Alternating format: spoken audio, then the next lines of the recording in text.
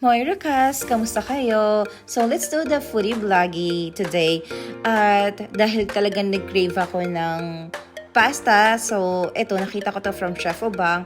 Kaya naisipan kong why not, diba? Gayahin ko na lang yung kanyang creamy spaghetti pasta with a little twist kasi kung ano lang naman ingredients available dito. So, yun lang yung gagamitin natin.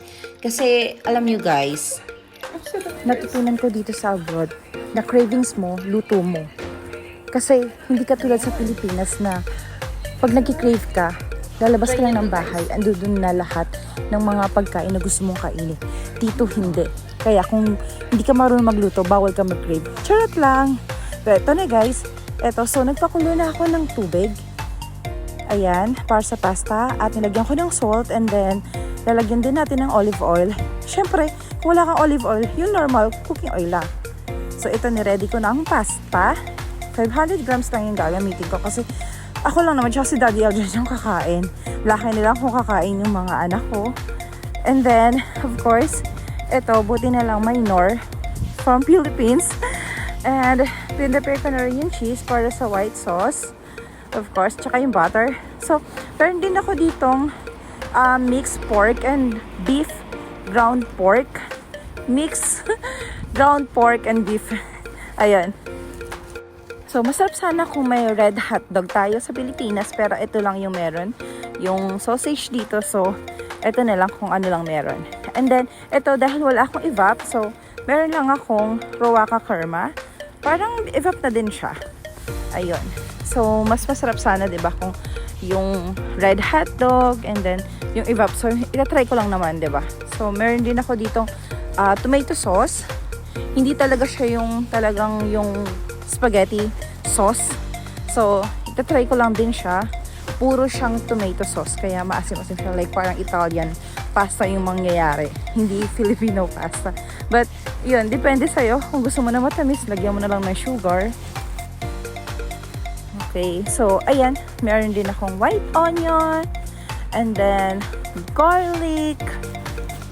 So, nag-prepare din ako ng cornstarch para mamaya sa white sauce pampalapot, salt, at of course, black pepper.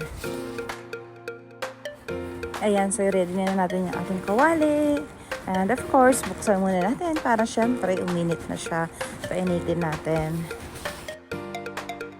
Ayan, so umpisa na natin maglagay ng mantika para makapag-gisa na tayo. Tapos, ayan, nilagay ko na yung white onion. Pero guys, huwag niyo akong gagayahin kasi dapat ang una talaga igigisa yung ground pork and beef natin. Kasi masusunog yan. So, mali ako dyan. Ayan, so nung na-realize ko na mali yung ginawa ko, kaya ito, nilagay ko na yung tama. 'Di ba? Ganun naman talaga dapat kapag ka na-realize mong mali ka. So, dapat itama mo na agad. Ay, hugot yarn! Ayan, so igasahin na natin ang mixed ground pork and beef and of course tanggalin natin yung white onion kasi baka masunog siya. So, para naman may tama na natin ng mali. Char! Gisahin natin ng gisahin yung pork and beef hanggang sa mag-brown na siya at syempre para hanggang sa maluto na siya. Kaya takpan muna natin para mas mabilis siyang maluto. Ayan, so nag-boil na yung tubig, kaya ilagay na natin yung pasta. At guys, sundin lang natin yung instructions na nakalagay dun sa packaging ng pasta na ito. So may kanya-kanyang instruction, kaya sundin na lang po natin. So ayan, nag-brown na siya, kaya pwede na natin ilagay yung ating white onion ulit. Next ay ang garlic. Ilagay na natin, gisahin na natin. Hindi na natin kailangan pang tanggalin yung meat.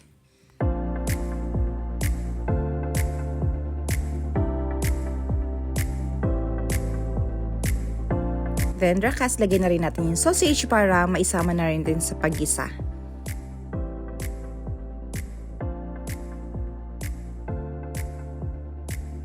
So, ayan. Check muna natin yung pasta kung luto na at sa tingin ko mukhang hindi pa. So, mamaya-maya na natin kunin. At ayan, magigisa muna tayo. So, ayan. Luto na rin naman yung pork and beef, and then yung makara. So, ilagay na natin, yung sausage, so ilagay na natin yung tomato sauce. So, kung nakikita nyo, Rakas, sobrang concentrated ng tomato sauce na ginamit ko. Kaya, malasa na rin siya kapag nilagyan talaga siya ng tubig. Yun nga lang, expect nyo na maasim-asim talaga siya. Kasi, maasim siya. So, parang kinalabasan nito is Italian pasta talaga. Kaya, maganda talaga na nilalagyan natin siya ng white sauce. Ayan, so lagyan natin ng water. One bowl ang tomato sauce natin. So, 1 bowl din yung water na ilalagay ko. Para, lang siya. Pantay lang siya. Then, mekos-mekos natin para mahalo na yung of course, yung makara, yung mag-mix na lahat ng mga nilagay natin dyan. Ayan, so maglalagay na rin ako ng pork cubes. So, pork cubes ang ilalagay ko kasi alam na akong beef cubes. Kaya, ayan, lagay na natin pang dagdag lasa, syempre. Then, salt, syempre, depende sa panlasa nyo kung gusto nyo maalat or sakto lang. And then, depende sa kung gaano karaming ilalagay yung salt. Ayan. Ayan, so dahil bida-bida ako, gusto kong lagyan ng honey. Paubos na nga siya. So, ayan. Instead na asukal lang ilalagay ko, so naisipan ko lagyan ng honey. Ewan ko kung ano yung naisipan ko. Bakit ba? Kanya-kanyang cravings yan. Next, black pepper.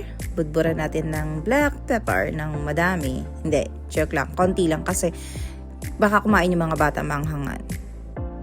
Ayan, so imekos-mekos na natin, Rakas, para naman mag-mix na yung mga pinaghahalo natin dyan. Good luck talaga sa lasa. Masarap yan, promise. Ayan, so tikman natin kung anong lasa. Pero alam nyo guys, maasim pa yan. So, ayan, kung gusto nyo, para matamis talaga siya, lagyan nyo ng asukal. Pero sa totoo lang naalala ko, gusto ko sana lagyan ng asukal yan, pero yun nga, gagawa rin pala kasi ako ng creamy sauce, white creamy sauce. So, kahit hindi na kasi syempre gatas din naman yun, cream na yun, matamis na yun. Kaya, sa tingin ko, hindi na rin kailangan ng asukal. Yun lang. Yan, so takpan na natin para naman maluto siya ng husto at manuot ang sarap. Ano daw? Dahil luto na yung pasta, kaya ayan, transfer ko na, tinanggalan ko na ng tubig at tignan nyo guys, napakaganda ng pasta. Hindi siya durog, as in, sakto lang talaga yung pagkaluto niya, swear. So ayan, i-transfer na natin siya sa ating lagayan. Para mamaya, dyan na rin natin ita-transfer yung sauce natin, Rakas.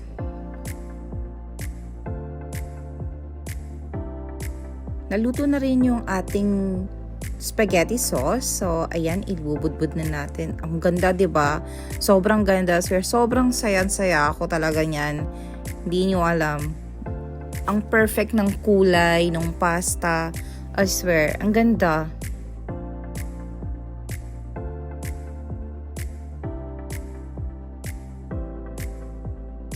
Next, Rakas, so magpiprepare naman tayo ngayon ng pang creamy sauce natin, yung white sauce natin. So, ilagay na natin yung ating pan. Ayan, so kung andito ka sa Finland, pwede mo itong gamitin, Ruaka Kerma.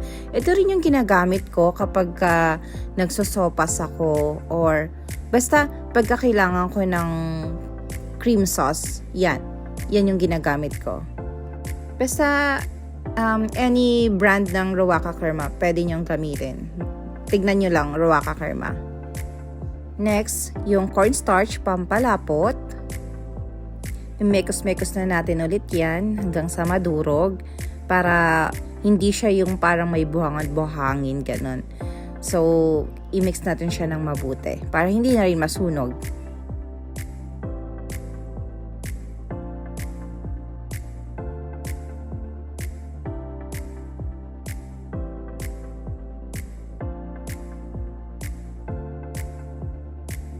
Ayan, Rakas. So, nakita nyo may inad ako. So, yan ay vanilla, kasteki. So, hindi ko napakita kanina yan. Kaya, yan, dinagdag ko na lang din para mas creamy yung gagawin nating sauce. Kung meron, pero kung wala kayo yan, okay lang din.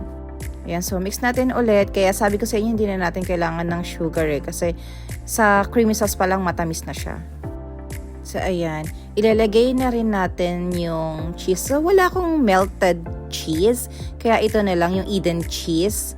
Yan. So, fresh from the Philippines pa yan. Hindi ko na-try yung cheese dito. Pero, ayan. I-try nyo lang din kung wala kayong Eden cheese. Ayan. So, rakas, mix na lang natin ulit para matunaw lahat ng mga pinaglalagay natin dyan.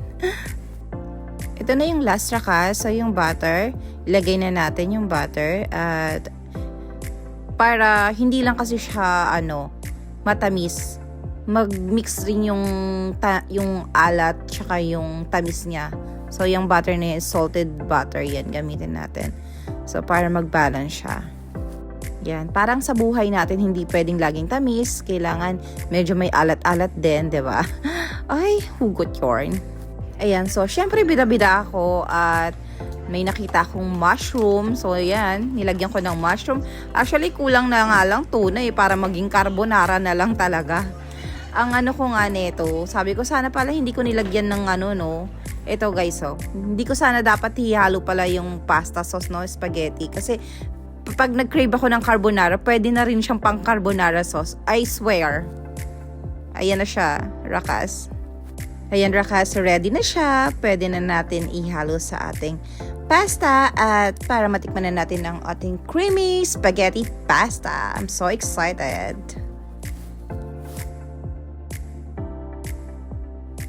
Ayan, rakas. So, hindi ko siya ihahalo sa spaghetti kasi baka hindi magustuhan ng mga anak ko yung alam niyo na, kasi yung mga bata, pagka spaghetti lang, ayaw nila ng may kasamang mga kemerot, diba? So, ayan, isi-separate ko lang siya. Maglalagay lang ako ng servings para sa akin. Itatry ko siya. So, ayan, rakas, ang ganda-ganda niya tignan. At, syempre, artehan natin. So, naglagay ako ng dahon para sa pizza. Hindi ko alam kung anong tawag dyan. Basta nakita ko lang yan sa ingredients si Daddy Elgin. Pero, ang ganda niya, diba? Ang sarap niya tignan, swear. Ayan, so oras na para i-judge na natin ang luto ko. At tignan nyo, rakas, sobrang ganda tignan ng pasta, as in, ng sauce. Ang ganda niya. So, diba? Ay, nako, napakasarap. Promise. Char lang. Siyempre, luto ko yan. Sino pa bang magsasabi ng masarap? Siyempre, ako lang din. Pero, rakas, promise, itry nyo yan. Pwede nyo na rin talagang gawin nyo pagka katulad nyo magluluto kayo ng pasta, separate nyo kasi pwede rin talaga kayong parang 2-in-1 na yan pag nag-crave kayo ng carbonara, pwede na yung sauce, yung white sauce nyo pang carbonara at the same time may spaghetti na kayo. Ayan, so oras na rin para ma-judge ng mga anak ko at natuwa ako kasi nagustuhan naman din ang panganay ko kasi promise napaka-arte yan sa pagkain. Walang ibang alam kainin kundi itlog. Parang yung itlog namin, promise yung isang dosenang itlog. Wala pang isang linggo. Ganun siya. Kahit na lagi nagluluto si Daddy Elgin, napaka-picky talaga sa pagkain. Ayan. So, actually, nakadalawang plato pa yung anak ko dyan. 'Di ba? Pinagmamalaki ko yan. Pero wala nga lang silang white sauce. Kaya, good idea na hindi ko minix yung white sauce. So, ayun lang po. Thank you so much for watching. Ang arte. Thank you guys sa mga nagsasubscribe sa akin, mga naka-follow sa Facebook and TikTok. Thank you so much sa pag-support niyo. Alam niyo guys, grabe kasi itong YouTube channel ko, malaking tulong sa akin to, lalo sa family ko kasi hindi lang talaga ako kumbaga hindi lang sarili ko at yung pamilya ko dito yung ginagastosan ko. Alam naman natin na pagka OFW ka, may mga family din sa Pilipinas na umaasa. Kaya, ayun, may mga pinag-aaral din ako sa Pilipinas. Kaya, sana pagka nanood kayo ng mga vlogs ko, sana wag nyo rin skip yung ads. Yun lang po. At pwede po kayo mag-comment kung ano pa yung mga gusto nyo itanong sa akin about Finland at sasagutin natin yan. Alam naman yan ng mga ibang subscribers ko na nagme-message sa akin. Alam niyo naman kung gaano ako ka-active. Pero, yun nga, magsasorry ako kung matagal ako mag-reply kasi nga, syempre may pamilya ako at may other stuff ako na ginagawa. So, yun lang po. Thank you so much again for your support to my YouTube channel. And I'm so happy kasi parang nasa 2,000 plus na ako. Hindi ko na mapansin. Sorry. Pero sobrang thank you. I love you. I love you all. Thank you so much po talaga. Walang samang pagsasalamat. Konti na lang at magti 3,000 na rin ako. Ayun. So, again, bye-bye. God bless you all.